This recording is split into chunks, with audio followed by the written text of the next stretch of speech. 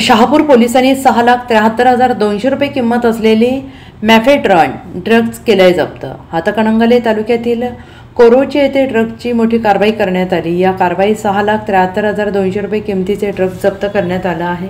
शहापूरचे police ठाण्याचे निरीक्षक सचिन सूर्यवंशी यांच्या मार्गदर्शनाखाली पोलीस कॉन्स्टेबल सतीश कुंभार यांचे पथकाने शुक्रवार दिनांक 18 जुलै रोजी मध्यरात्री कारवाई केली। आतापर्यंत जिल्ह्यात ड्रग्जची ही सर्वात मोठी कारवाई मानली जाते। याबाबत अधिक माहिती अशी की पोलीस कॉन्स्टेबल सतीश कुंभार यांना खबऱ्यांमार्फत कोरोचीमध्ये विक्रीसाठी ड्रग्ज आणले जाणार असल्याची माहिती मिळाली आणि त्यावेळेस त्यांनी सापळा रचून रात्री 11 वाजण्याच्या सुमारास कोरोची गावचे हद्दीत साईनाथ वजन काट्याजवळ पंचगंगा साखर कारखाना ते कोरोची जाणाऱ्या रोडवर ही कारवाई केली आहे।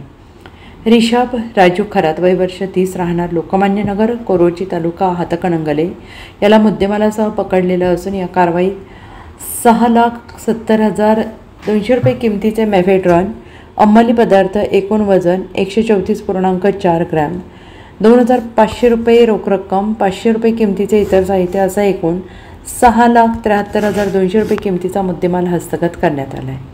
Bureau report SBN Marathi Shahapur.